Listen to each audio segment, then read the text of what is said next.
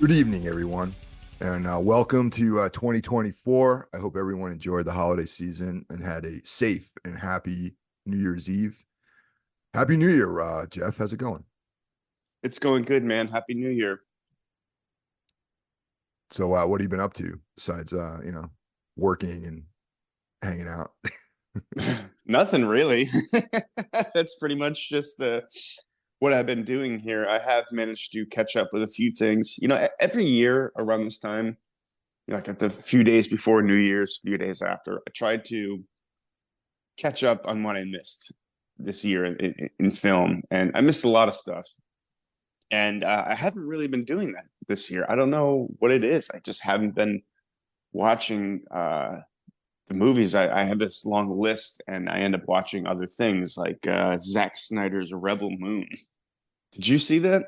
I don't even know what is that. What is that? Zack Snyder's Rebel Moon. I don't know I what it is. think, and don't quote me on this, but he pitched a Star Wars story to Lucasfilm, and they rejected it. And he said, "Well, you know what? Fuck it. I'm going to make it anyway." So it's a very Star Wars esque sort of feel to it. It got savaged by critics, and I can see why. It was I've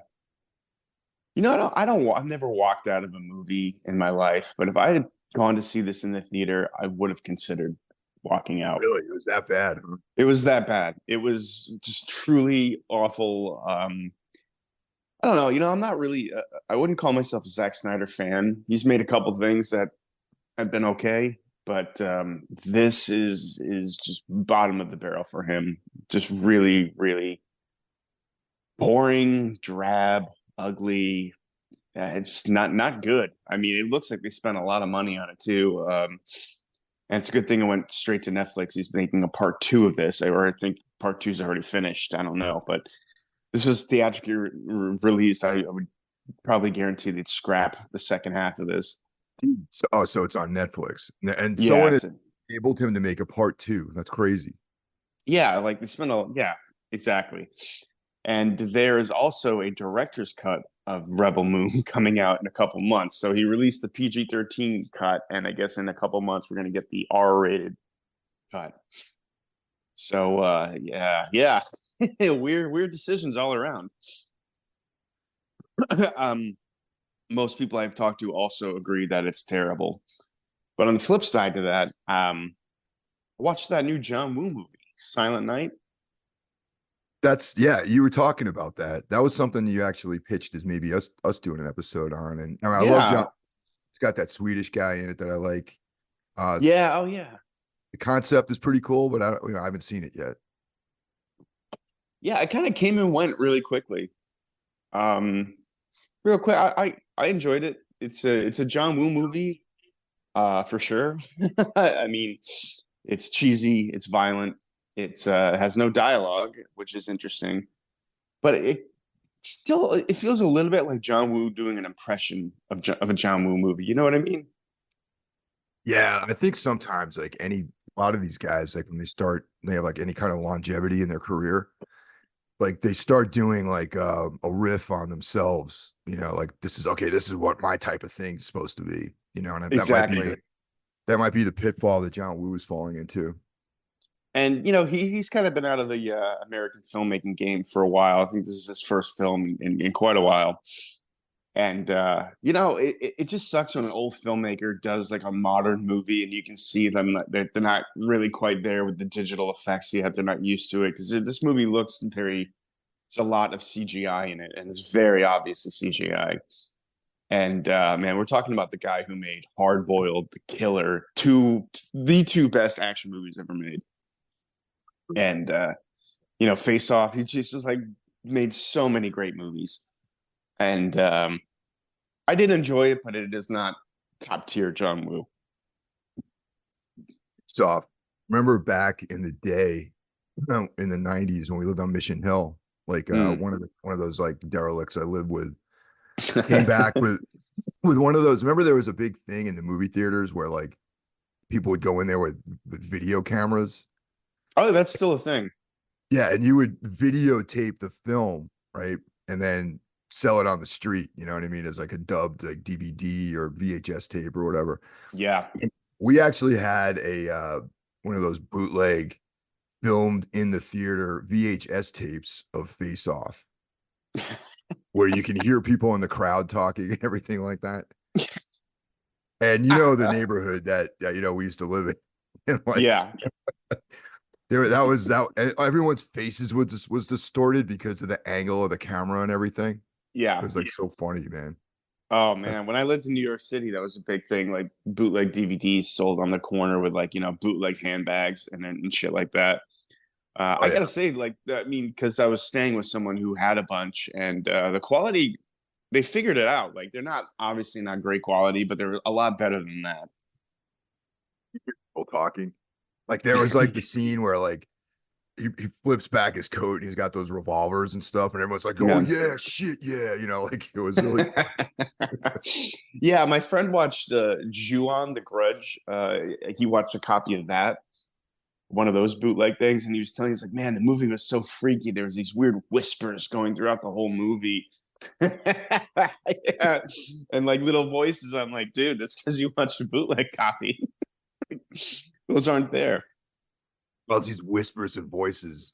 Yeah, they keep talking about popcorn. Um, that's it. I had, like I said, I have a long list of things to check out. I haven't seen Killers of the Flower Moon yet. I haven't seen The Holdovers. I haven't seen Maestro. All these, sort of Oscar contenders. Try to catch up with those, and yeah, just haven't been able to. What about you, man? Kind of in the same boat, except I mean, it's funny. We talk shit about like how 2023 was like kind of like a crummy year, but Hmm. like I didn't see a lot of stuff either. You know, it's like I was trying to even in the horror realm. It's like I feel like I missed a lot of the films that came out, maybe because I was like dismissive of some of it. Right. But I'm trying. Even those films, none of the films that you mentioned, Killers of the Flower Moon, which I probably should have seen already at this point, you know, and Yeah. I didn't see it. I mean, but the Yeah. one film that this comes up later is the Godzilla minus one is everyone that has seen it, anyone I've heard speak about it on any podcasts or whatever, everyone says this is like a masterpiece. So that's on my like hit list to watch soon before it goes out of the theaters. And everyone's like, you got to see it in the movie theater. Yeah. I've heard so many things about it, which is, yeah, it's very interesting to me. I'm not really like a huge Godzilla fan, and whenever I see one of the like, it's not something I need to run out and see usually. But the hype around this seems like, oh, maybe I do need to get my ass to a theater because I haven't really liked the new American Godzilla movies though, where he fights King Kong or whatever. Like, I thought those movies were pretty much shit. Me neither. I mean, I'm not. I mean, I'm not a fan of that stuff really. You know how like some people are fans of like the that Japanese monster films and all that. And Yeah. I mean, I of course when I was a kid I watched all of them. You know, I mean Godzilla versus the Smog Monster being my favorite, but I didn't really that didn't follow me through life. You know, and Right. like for example, my buddy Danny who runs Holy Mountain Press, he big on all that stuff. You know what I mean? He has Yeah. like artwork, like that kind of thing. But it just never was my thing, and I never watched any of the modern films, and that's why I think maybe I dismissed Godzilla minus one is just like, oh, this Mm, is like another cash grab or whatever.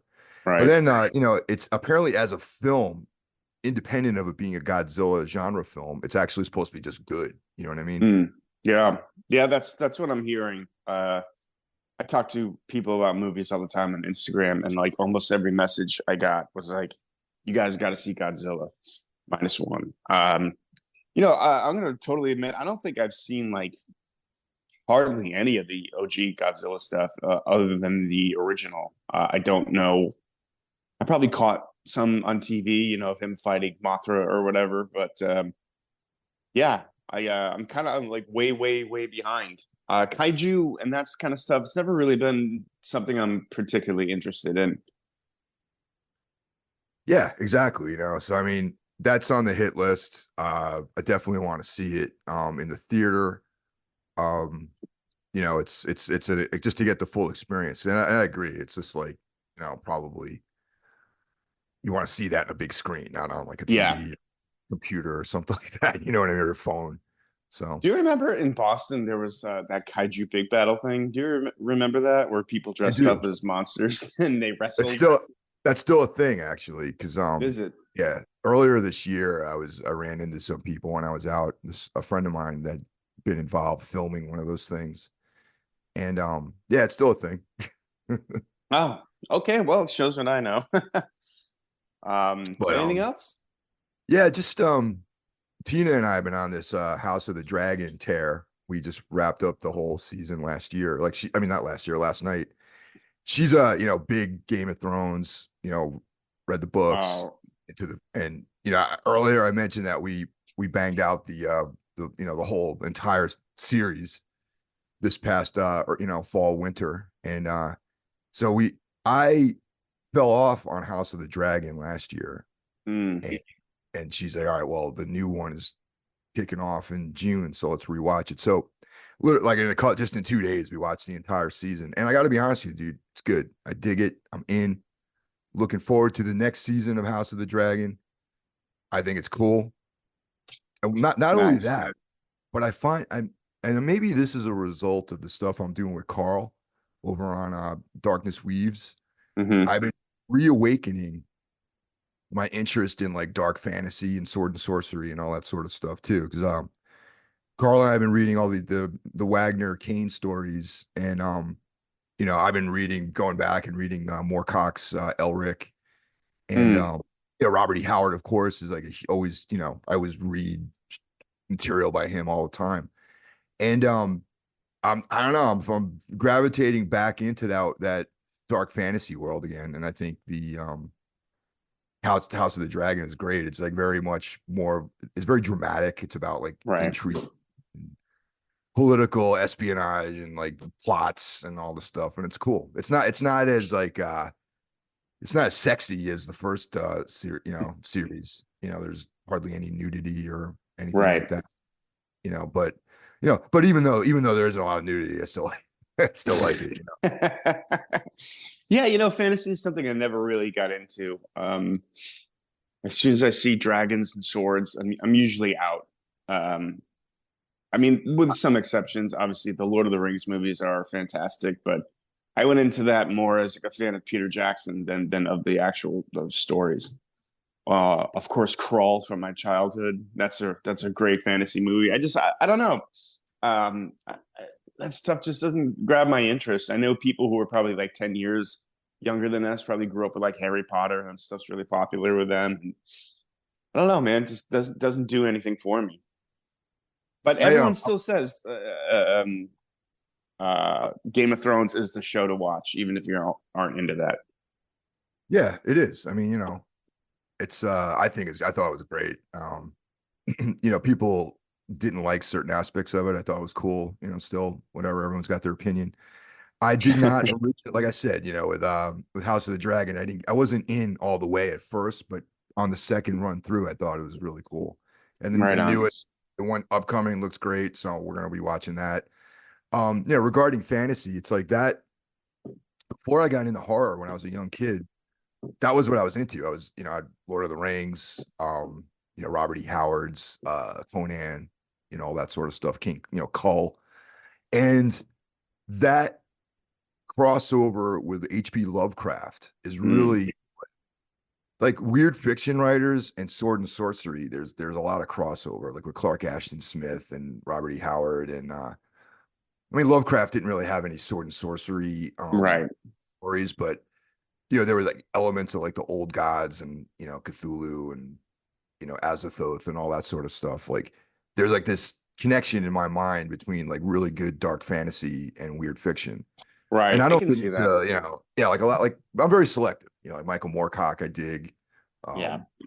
Um, his stuff's great. He has this whole universe. Like I haven't read any of the Game of Thrones novels or anything like that, Mm. but I don't know if I will, but maybe. We have all of them in our library here, so maybe we someday I will. Oh, you Um, got a library. Dude, we have the best library. I mean, we haven't officially moved in yet, but like we've got the best collection of books anyone's ever seen. I I defy believe anyone. that.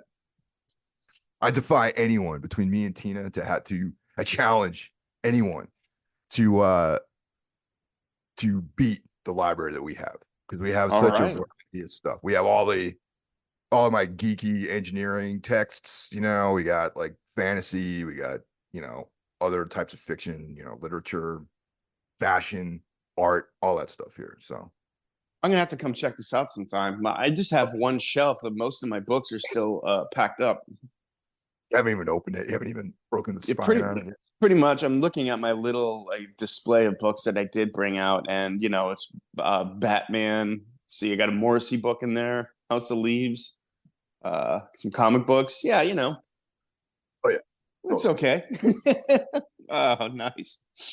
Well, real quick about books stories. I just finished also reading House on the Borderlands, a novella by William Hope Hodgson, who's I think that book was written. He wrote that in like 1900 maybe Oh, 1890s or 1900 or something like that. And he's kind of like a contemporary of Lovecraft and or maybe a little bit before Lovecraft possibly. Um, hmm. Died in World War One. Apparently was very brave, soldier. Sure. And if anyone out there who likes weird fiction and cosmic horror and has not read Hodgson, I highly recommend to check this story out, House on the Borderlands, and then that leads into another novella called The Nightlands, and both of those are incredible pieces of cosmic horror, weird fiction. The Nightlands is like this real heavy, like end of the world, end of the Hmm. universe thing, like this dead world, the Earth after the sun supernovas, and it's just like a very bleak novel. And so those two pieces, highly recommend them. I All came right. late. I'm late to the game with Hodgson, but hey, it's great. Cool. Yeah, I've definitely heard of that, probably from you. I made a recommendation to Carl, but of course he'd already read it. So Right. Right on. yeah. All right. So yeah, let's shout out our buddies here. So of course, kicking the Yeah. week off. We're a little rusty, had to take the holiday break. So kicking things off during the week, we have Brandon Legion's Horror Wolf 666. Next up in the rotation is Into the Necrosphere. Jackie Smith brings you the best extreme music podcast on the internet, in my opinion. A close second would be the Heavy Hole podcast, which I'm a guest on in the upcoming weeks. Um, Wednesday is Everything Went Black. You guys, if you're listening to this, you probably know what that's all about. Necro Thursday, of course, which is today. Me and Jeff and Mike Scandato bring you our take on horror and horror adjacent movies. Friday, Mike's brother John hits with Spitball Media, which is a show that if you listen to this, you got to listen to that one too, man. It's pretty killer. Yeah, it's great. Saturday is a day off, so go out there, take a walk in the park, enjoy yourself. Sunday, Carl Hakara comes at you with Soul Knox. And as I mentioned earlier, Carl and I are doing a collaboration called Darkness Weaves, where we're delving into the world of Carl Edward Wagner. And right now we're talking about the Kane stories. And this will probably take us at least a year to run through. There's a lot of those stories out there. And then, of course, our newest member, Cheyenne from the band Trivax, with his own schedule brings us Iblis Manifestations, and Cheyenne is going to appear on Everything Went Black in the Hmm. coming weeks. So check him out. Excellent. He's been a guest on Jackie's show quite a bit, and I've actually had him on Everything Went Black once before. But solid guy, incredible musician.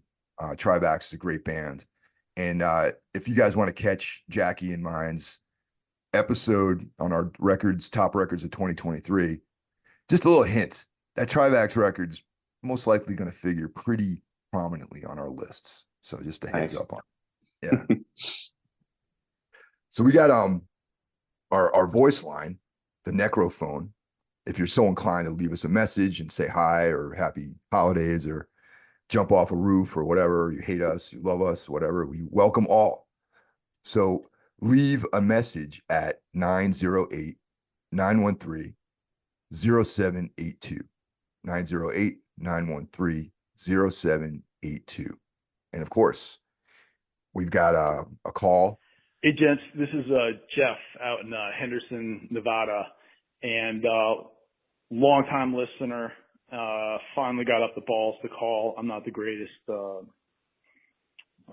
leaving messages, but here I am. Mike, Jeff, first off, just want to congratulate you guys on hitting over 200 episodes.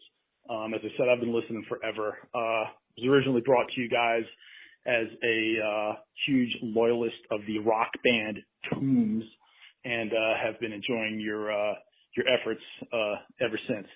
Anyway, my first call to the Necrophone, and this actually could be considered an emergency call, emergency communications, emergency Necro communications.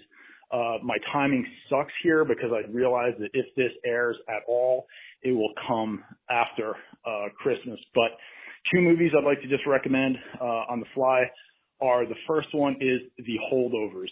And I don't know if either of you have seen this yet, but it is effing awesome. In my estimation, one of the greatest Christmas films of all times. Yes, you could watch it any other time of the year, but for Christmas in particular, I think you could blow right past A Christmas Story, etc. Phenomenal film. Paul Giamatti, small cast, but great film. It is long. It's 2 hours. I think it was 2 hours and 13 minutes long, but a phenomenal film. Obviously, not a horror film. But anyway, next up, at the conclusion of your last episode, the annual roundup, Mike Scandato, I was waiting for this. I was hoping somebody was going to bring it up. Was Godzilla -1. Not only do you guys have to see that movie, you have to go see it in the theater. It is fucking phenomenal. Unlike so many other Godzilla films where it's this bungling radioactive iguana kind of marching through buildings, and somehow he winds up being the hero of the film in the end. This is nothing like that. This guy is fucking furious. He's like, fuck this, fuck you, I'm killing everybody. It was awesome. Totally different from anything I've seen of any other, Godzilla film. The sets, the story, the fact that it was a Japanese film, I mean, just culturally, it was just, so much different, and just a phenomenal film. So there's that. Lastly, being that this is a music adjacent podcast, I know we share a lot of the same likes. Just want to say, in remembrance. Happy to hear that you're a fan of Tombs and that you're a listener of the show. We've got quite a bit of episodes out there, as you know, and I'm glad that people listen. But you mentioned The Holdovers, man. Did you check that out? No, right? Yeah, it's been on my list. We thought about watching it for Christmas. We might watch it on New Year's, but we definitely plan on watching it. I like Alexander Payne. I think he's made a couple of really great movies. Word is that this is one of his best, or a return to form. So I am really looking forward to it, and I appreciate the non-horror recommendation. I gotta say, it's man. Okay. We don't have to talk about horror all the time.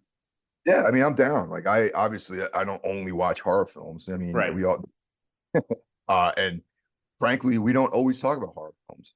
We try to fit the genre to some of our our interests sometimes. And I like Paul Giamatti too. I'm always a big fan of his, so he's great. Definitely on the hit list for me. We talked about Godzilla -1. Definitely wanted to check out. And dude, you left us hanging, man. It's like got cut off. Sorry, man. If you want to call back and continue the message this week, definitely do, man. I want to hear what you had to say. It was like I was on the edge of my seat. So hey, out again, man. Yeah, man, please call back. Yeah. You know, we heard from Mike from Pennsylvania, man. Happy holidays. Looking forward to hearing you in the coming year. And He's like our fourth member, basically, at this dude, point. yeah, I feel like him and Rennie are like kind of like part of the staff. You know what I mean? Yeah. Staff. You Yeah, we hire researchers, assistants, all that stuff. Big production over here. Yeah, we got a big production house. That's definitely part of our staff. Yeah. Yeah, he's great. Have a great New Year, man. So that brings us to this week's feature film, and Where the Devil Roams. Came out last year. This figured in not in my top 6, but was definitely mentioned for last year's top films, in my opinion. And so 2023, written and directed by John Adams, Zelda Adams, and Toby Poser. And if you've been following this show and Everything Went Black, you know that the Adams family are highly respected by me and by the rest of us. And they've actually been on Everything Went Black a couple times as interview guests. And if you want to check that out, I did an interview with them with John and Toby a couple months ago, right before this film was released. So to get insight into that, you can head over and check that episode out too if you're so inclined. So yeah, this is their newest film. A little background is that it's a family, obviously the Adams family, and they live in the Hudson Valley, and all these productions are done in a very, very in-house DIY SST Records kind of approach. And that's one of the things I picked up on this, and that's something that resonates with me because just that will to do things, to be creative, and that's what I really dig about their whole thing. And I've been watching their films. I found out about them kind of during the pandemic with The Deeper You Dig, which was I have the Arrow app, and that was on there, and it was a film that was in the periphery for me, and it looked interesting. I started watching it, and I just was like drawn in right away. And we did an episode on that. We And did. yeah, and since then they've been on a tear with Hellbender, and that was a film that hit really high on a lot of people's radar, and now Where the Devil Roams is their latest. Yeah, and real quick about that episode we did. I feel like the Adams family is like one of those things where you got to get on their wavelength to really get it. You know what I mean? Yeah, it's like the first time I watched David Cronenberg's Crash, I was like, "What the fuck is this?" But years later when I watched it, it's like, "Oh, I get it." I'm on the David Cronenberg wavelength now. I think the Adams Family was like that for me. I was a little unkind to Deeper You Dig. I didn't think it was terrible, but there was just I didn't really get what they were trying to do with just that film. And now this is the third film I've seen of theirs, and I get it. I think I get it anyway. Well, I actually had something similar to say about that too, because it's almost like when you watch their movies, it's not realism. You know what I'm trying to say? I mean, at least that's Right. not how I see it. It's like when you watch like a Jodorowsky film or something like that, or Cronenberg, or there's these idiosyncratic things that are in the movie that put it in a separate reality, than what we experience in our daily lives, and it's atmosphere, dialogue. There's like a certain very wry humor that's in a lot of their dialogue in their movies, Yes. which I also resonate with. And also it's there's almost like this painterly quality to the way the films are shot too. Like there's a lot of really great um cinematography that to me almost seems like paintings in some ways. Yeah, I have it written down, and this is not as an insult at all, but I get a little bit of like a music video vibe from some of their films. You know what I mean? Like That's probably yeah. I mean, because they're heavily into music. I mean, they have the Hellbender band that they do, yeah. and John has had years of experience in bands, And yeah, I mean that makes sense to me that they're approaching it. I mean, there is like this kind of rock and roll quality to their movies too, you know, which That's more, I think, what I should have said. But yeah, like I remember there's a few shots that kind of remind me of like, this seems like it might be like you can see this like as an REM video a little bit, like back in the 90s. And I like that they do their own thing. Like I don't feel like they're making films to get picked up by a studio, to keep making, I get a sense like they would reject sort of studio filmmaking and just stick to doing their thing. And I like filmmakers that do that. And there's not a lot of them. I feel like a lot of people start in horror and stuff like this. So it's just like, oh, I need a job so I can move on to the next thing. But people like Joe Begos and the Addams Family, they want to do their own thing. Like, you can get on their wavelength. They're not going to get on yours. That's the kind of vibe I get. Like it's punk rock filmmaking, basically. and I know that. And I agree completely.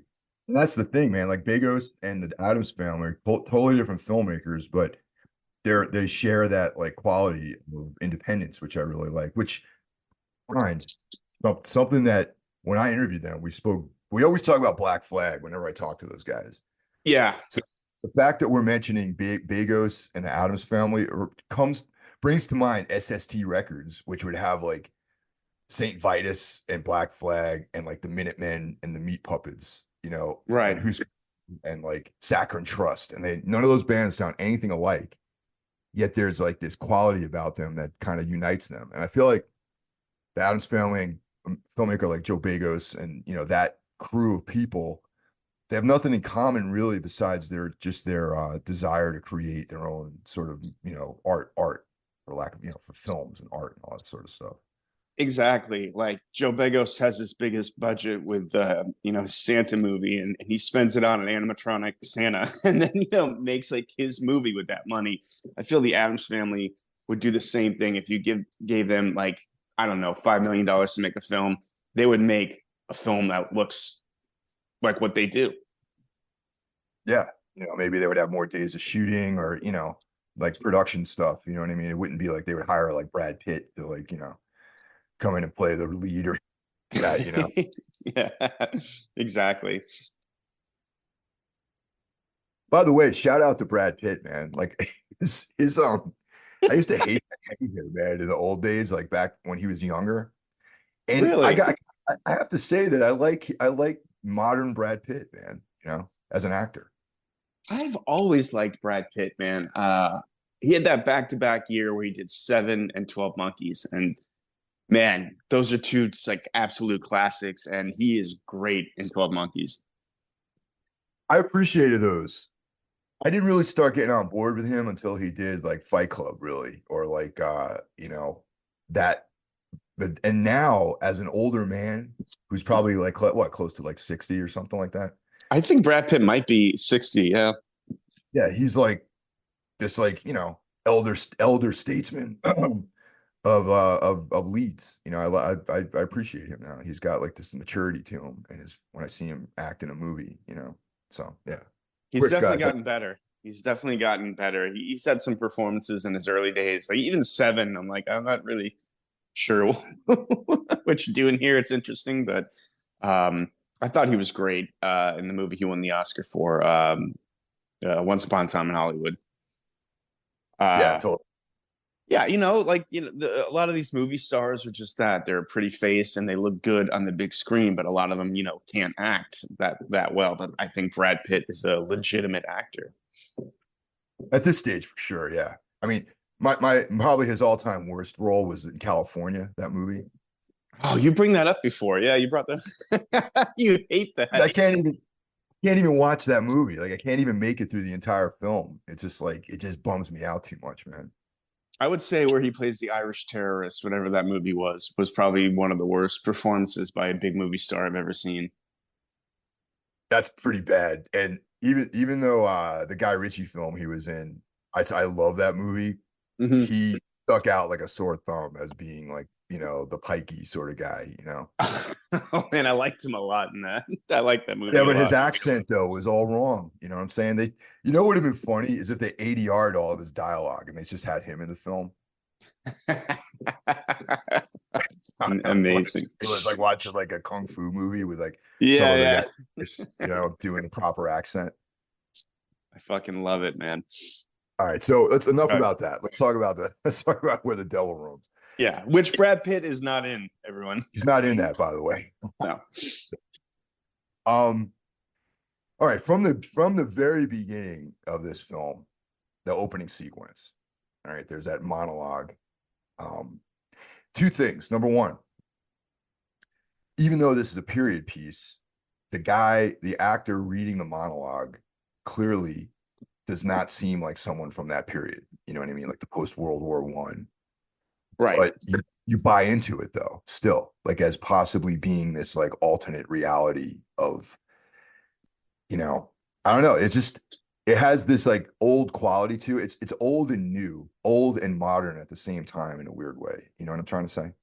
No, I know exactly what you're trying to say. I picked up on that right away. Like, yeah, this is supposed to be post World War One, but it's still kind of like at first I didn't know if this was a modern movie that with people who just dressed, you know, like the old times for show. It's a little hard to tell at first, and I was struck by like the guy who comes out and reads the poem. Looks a lot like someone you and I both know. I know a lot of dudes that look like face tattoos and Yeah, well, he looked like, you know, someone, you know, he might have been in one of your bands. I played bass in Tombs. Yeah. Holy, that's the hit me too. Yeah, Yeah, he it was looked a little bit crazy, like man. he looked a little bit like Carson James if he had Yeah. put had a mustache or some facial hair. Yeah, totally. The Yeah. hair, everything was exactly the same. And also, if Carson had lost his legs in, you know, the war or something like that. Right, yeah, exactly. Which hopefully that doesn't happen. No, no. Right away, so that strikes me as that a very, very well done monologue, which kind of lays out sort of the background of the film, where there's reference to Abaddon and a heart with a pin. Now, real quick about that. That's you know, Abaddon is like it's a place and a person. Right. There's if you are familiar with like Hebrew or Christian mythology and that sort of stuff, it's like Abaddon is like the Hebrew word for destruction or place of destruction. And or also in one of the angels of the abyss, you know. So but in this case, the way that this poem proceeds, it's almost like Abaddon is almost more of like a Lucifer character who's fallen from grace. And later in the film, and this is the thing I dig, it's like later in the film, the character that John plays is referencing a book about the Gnostics, about Gnosticism. So the Gnostics believe Abaddon is a demon, equivalent to the devil, to Satan. Okay, so it took me a minute to figure all that out when I watched it the first time, because you know, but that's the circle: Abaddon, Right. the devil, a heart, and a pin. Mm-hmm. Very well done. I like that. I like the monologue. I like how this information is kind of cast out there. 100% exposition, but done in a very interesting way. Yeah, absolutely. Like it's black and white and old timey looking, and it really sets the tone for what you're about to watch. And you know, back to the like, you know, I said something about the '90s video aesthetic. Like, this also kind of reminds me of there was like a Lollapalooza in the '90s where they had like a traveling circus, Okay. like as part of Lollapalooza. Do you remember that? I think it was called Jim Rose Circus or something.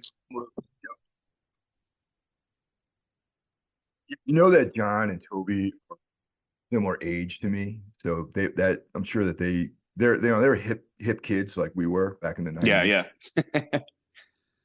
So like I know that they might have been, you know, maybe thinking of those, possibly thinking of that, but maybe not. You know, that Yeah. brought up the same vibe to me. They're like people like, with the heavily tattoos and the suspensions and that kind of vibe that, modern primitives, like that sort of thing was really big in the 90s too. Yeah, like it just totally reminded me of that. And of course, a lot of them aren't, don't, they're the real deal. The tattoos are real, the piercings are real, all that stuff, It also which is creates cool. this vibe. It creates this vibe of just like otherworldliness too. And like, I don't, the idea of a circus, traveling circus is something that like, when you really think about it, it's kind of scary in some ways. You know what I mean? There's Sure. like all kinds of people could just disappear into that environment, and it's a great place to hide if you're running from the law or if you have some kind of shadowy past or something like that. Especially then. I mean, like you could just disappear, become someone else. And no, now it'd be a little bit trickier, but especially then. What year is this supposed to take place? Like you just kind of All right. Well, all right. So let's just get a little bit more into the characters here. So we got we have the three Adams family members. We got John plays Seven. Okay, that's he is a veteran of World War One. Okay, so that means he's suffering from PTSD and has an aversion to blood. Ironically, mhm. his wife is Maggie, and she's more of the heavy in this, obviously. Oh And yeah. there's the daughter Eve, who only speaks when she sings. Okay. So this, I would place this time frame, if you were to put it in our historical continuum, to be between World War One and World War Two. So Yeah. yeah, that's like, early 21st, 20th century. So that's where they're at. Yeah, and this group of people like they do like a musical number as part of their contribution to the circus. That's Eve is like a singer, and Seven and Maggie are sort of the on stage with Eve when they perform. And we also meet Mr. Tips, Mm. who's his performance, Sam Rod, the guy who plays Mr. Tips, is outstanding in my opinion. The guy's like looks great on stage with that top hat or not on stage, like in frame when he shows up, Yeah. top hat. He looks like a member of the Swans or like the Bad Seeds or something like that when he shows. Yeah, wow, that's great that you said that. Yeah, I can see him in like being like the drummer for Dirty Three or something like that, or he's definitely got that vibe. And I don't really recognize him from anything else. Well, that's the thing, man. You're hard pressed to find anyone in these films who's you might recognize, you know. And Yeah, they use a that's lot of non-actors. one of the things that I'm also going to reference right now is the tragic Jim Van Bever, who I thought one day would have a brilliant career as a filmmaker, but has descended into chaos in his life, and I don't even know what he's up to these days. But Jim Van Bever had a similar approach to filmmaking, where everything was DIY, everything was done on like his own terms, and he used pretty much the crew of people he was friends with in Dayton, Ohio.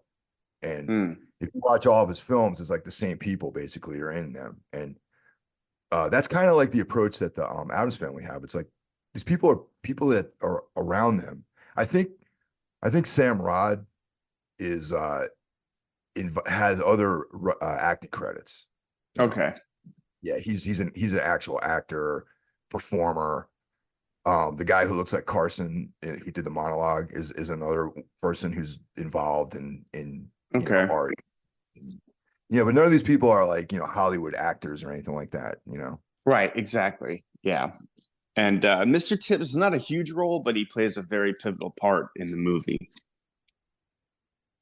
Well, yeah, I mean, he's kind of the linchpin of this whole thing, Right. and he's a darker character.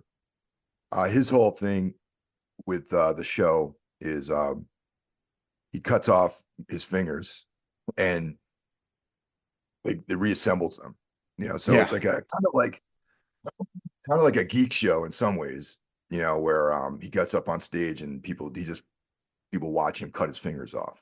Right, exactly. He's like the headliner too. I think Yeah. he's like the big attraction. And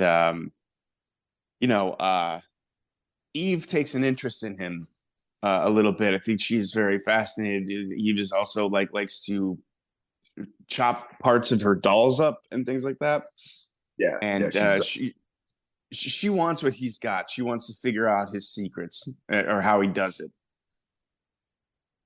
Yeah. And this is the part, this is like, I really dug this whole element of the story because it reminds me of just like some short story, and it's just like he reveals to her that he has this heart, in which, we know from the monologue that is, the heart of the devil, or maybe the heart of the devil, or could be the heart of someone who is like damned, in eternal damnation or something. There's like this heart that he keeps in a jar, and he uses that element of it to sew his fingers back on.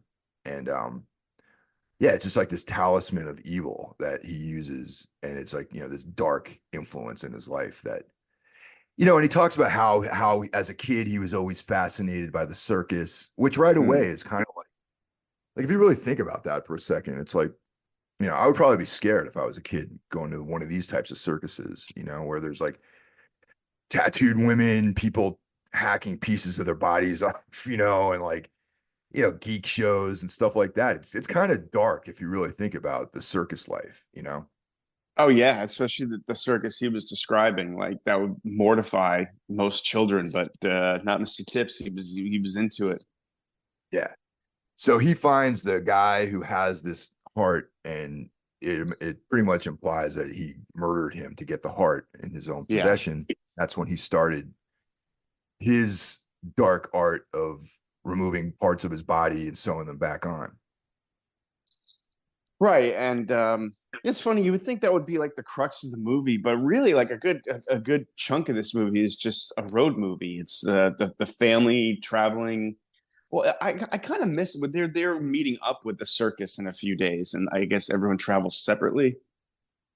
That's what it seemed like, and Yeah, yeah. So through all right. So the real mission of the mother, father, and daughter is they're killing perceived evildoers, people that they right. perceive bad. So, which is adds like this ironic element to it with Seven being a veteran, but he doesn't like blood. And Yeah, he so has yeah, they blindfold them whenever they're about to kill someone, and a lot of the people who they deem evil are people who are just trying to help them too. yeah, I know that's the thing. That's what I said, like perceived evildoers. Yeah. Yeah, so there's like this miscalculation going on as to who is evil, and it's like, maybe that has something to do with just sort of the wild nature of evil, where it's like that the fact that it's a post-war film, the fact that they mistakenly kill a Norwegian guy is like what's maybe, I mean, I don't even know if this is part of what they're trying to say, but like maybe like point of view is like determines what actually is evil. Mm. Oh, that's interesting. Yeah, because like Maggie is really like the evil one, and I mean, she's like an anti-hero in some ways because he's out there murdering people. She's like one of the main characters that you're supposed to, and you empathize with her. right, yeah. She also says like someone steals your spare tire, and she's like thieves. There's a special place in hell, and then she like literally like, oh look, I found this tie in the house of the person we killed. You might like this tie. Like she is what she hates. It's almost like the movie we just watched, The Killer, where like he has a strict code, but he completely goes against the entire movie. Like she doesn't seem to have that self awareness that she is what she doesn't like. And there's also that one scene which I found this to be really funny and interesting, and it reminded me almost like a David Lynch moment in the movie where they're looking for lodging and they run up on this lady who's renting a room for 75 cents Yes. a night. And of course, the old woman. It turns out, and we talked about this in the interview, the old woman is like one of their neighbors. So Okay. I love yeah, so that scene. I'm glad you brought that up. so she's like 75 cents per night per person, right? And that's like the sign. She's like, well, the sign says 75 cent per night. And she's like, 75 cents. Yeah. I was like, uh-oh, here we go, Yeah, exactly. Yeah. You could cut that scene from the movie, and narratively, you don't really miss anything. But that's such a nice moment of like color and atmosphere to the film. Like, I'd even argue like that house did not fit the time period at all, which added to the somewhat surreal nature of this film.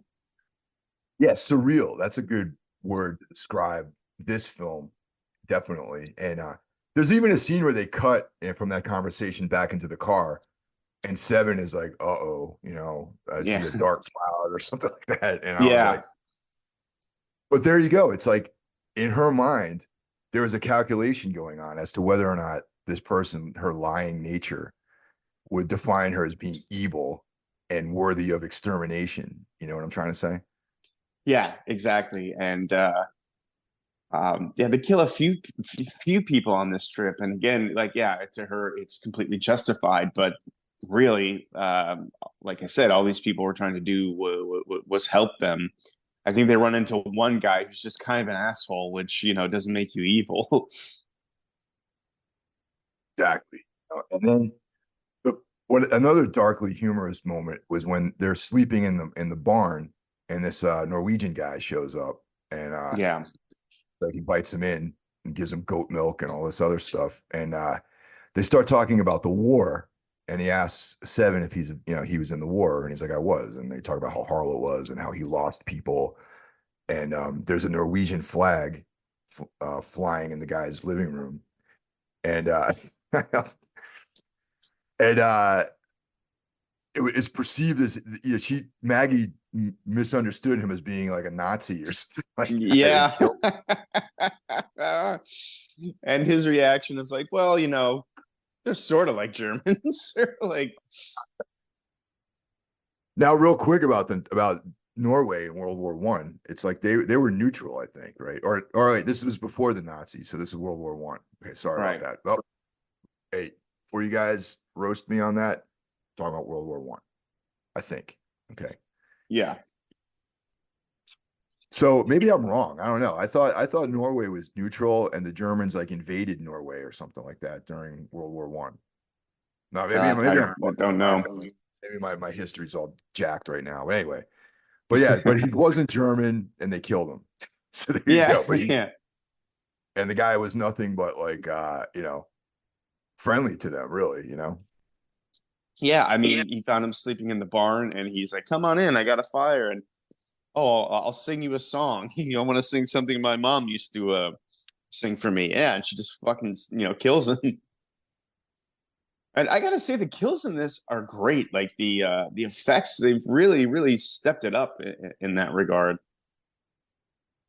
All right, real quick about Norway. Norway was neutral in World War One.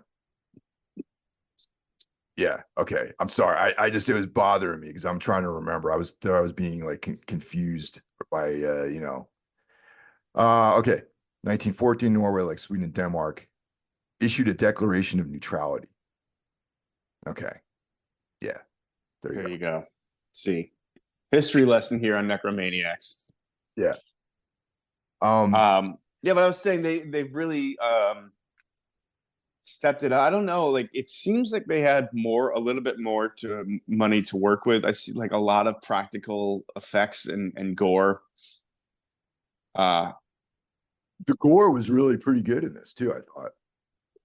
it was, man. Like, it was really good, and even some of the digital effects I thought were considering the budget not bad. I mean, there's like old, World War One era planes in the sky, and it doesn't, it looks good. I agree.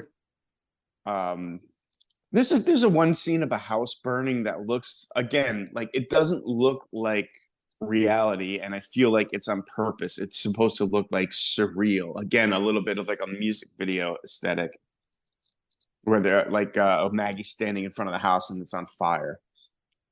I remember that scene you're talking about. Yeah, Yeah, but it looked cool. It yeah, looked cool. Yeah. yeah, exactly. So I'm not sure what the budget was for this, but it looks really. It doesn't look cheap. Like, you get a lot of shots of mutilated bodies and people with their heads bashed in and things like that, and it looks very convincing. So we get to the sort of the defining moment of the film where they're meeting out retribution on some perceived evildoers, and they're murdered. Yeah, You that know, came out of nowhere. I was not expecting now that. real quick, the murderer is their daughter Lulu, the real daughter Lulu Adams, the murderer in that scene. Yeah, I was kind of confused as to who she was in the film, actually, when all this was like happening. Like, what just happened? Like, it was, I guess they didn't clear the house. There was Well, someone. that's how I saw it. Is they didn't completely clear the house of its inhabitants, and she, haha, came out there and killed them. Right, exactly. And this is like you said, this is like, a big part of the movie. We're like an hour into the movie. So it was very unexpected. But And it all that fits in oh with yeah, absolutely. yeah. So what happens now it becomes like a monkey's paw kind of riff. You know what I mean? Like, at least that's how I pick up on it, where it's like, okay, we're gonna like, Eve goes back to the heart, and this is where the full circle comes. So she starts reassembling her parents with the dark magic of the Abaddon heart, and they're reanimated. Basically, they become these kind of simulations of life, is what I'd like to refer to it as. And that's kind of like the whole, like, like the monkey's paw is like one of those tropes in horror fiction that comes up again constantly. It's like, not constantly, but like Pet Cemetery, Sure.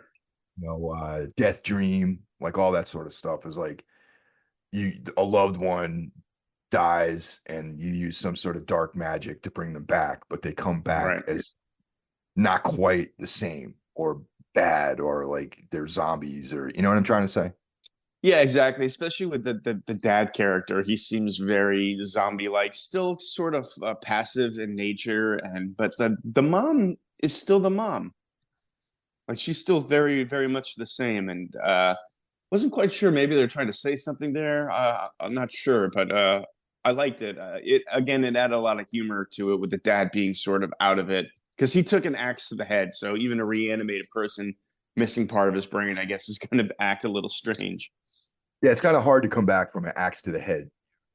Yeah, I would imagine so. I mean, I'm no expert, but yeah, the scenes of them performing are funny, and they start to get a reputation now that they're the stars of the show because they're like falling apart on stage, and people are like, "Oh my god, what an insane magic trick!"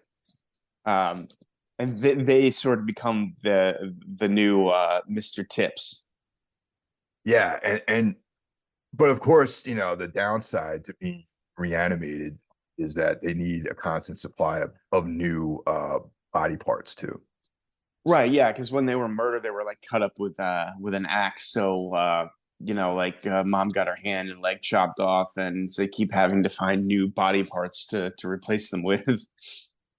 And Yeah. one thing I really, really loved about this movie uh, is the way it's filmed. The longer the film goes along, the more old timey it looks.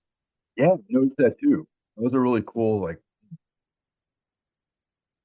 Yeah, like the intros, like the first, I don't know, like yeah, like hour or so. It's very like slick, digital looking. But yeah, then right around then, it starts to look a little bit older. Like there's a lot more black and white going on, and again, the film gets more and more surreal as it goes along.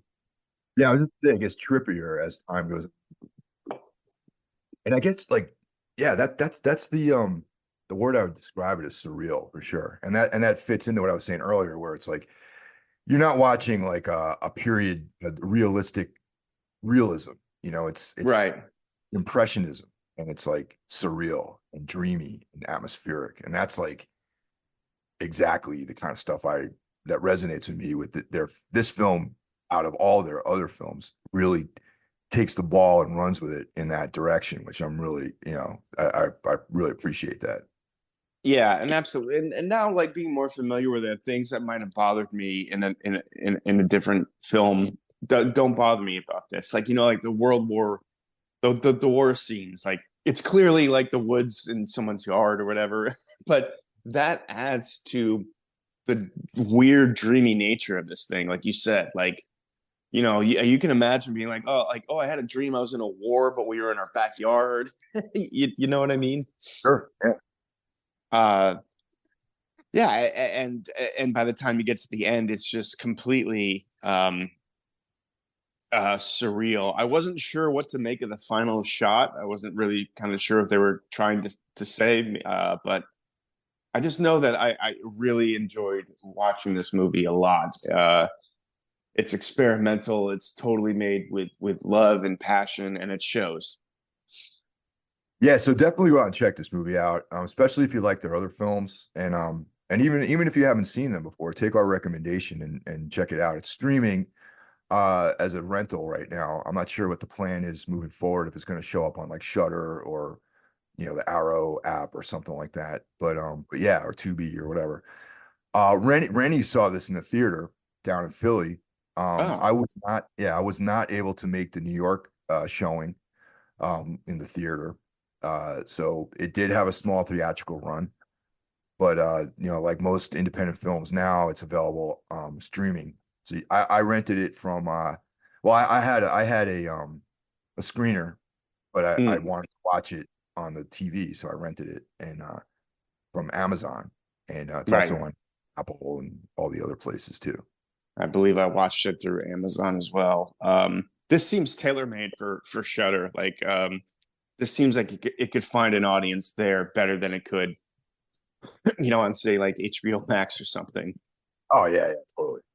I mean, I think Um, Rennie was telling me that it was pretty packed at the showing, so it's like there's definitely like a they have a fan base, which is awesome. Their work is the diligence has been paying off. So these guys, Benson and Moorhead, Joe Bagos, um, these are some of our favorite people, man. And like, I go out there and rep independent films, check this out, and support all these people that we're talking about. Benson and Moorhead, though, have stepped into they're starting to deal with the devil a little bit, but a little bit, yeah. When you said their name, I was like, yeah. No, I mean, I'm still a big fan. I still love all the films that they make. But yeah, they've stepped into the Marvel universe and have sort of worked in for the Mouse House Disney. But that's okay. But I mean, their films though, when they make their own productions, it's the same. Nothing's changed though. They just got better, really. I agree, and I think even something that like a studio movie for them, like Synchronic, whatever that was called, that was Yeah, fantastic. I thought it was great too. Yeah, I mean, Yeah, I loved it. this, So this I'm sorry. sorry, Go ahead. I'm just gonna say like this is kind of like the future of like horror films, genre films. The people that we're talking about, I really do feel like are going to be stepping forward as like premier like creators of this type of content. I completely agree. I've been saying for a long time we're in a new golden age of horror, and I mean it. And it's hopefully only going to get better. There's more and more interesting filmmakers out there, and a lot of them want to work in the horror genre. I think it's one of the genres you can be like the most creative, the most free. So I get it, and I think there's going to be a lot better films to come from all those people. But this one, what would you give it grade wise? Solid 4 out of 5 on this one for sure. Definitely. Completely agree. I give it a very, very solid 4. If you're into what they do, you're definitely gonna like this. If you're unfamiliar with them, like and you like films like but the films of like David Lynch, things like that, or independent stuff like this is for you. for sure. And I'm sure these guys are already working on another film.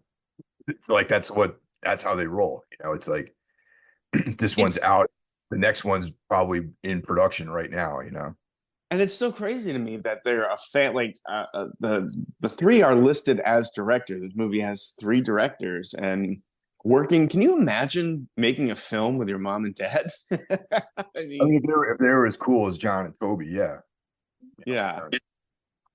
So yeah.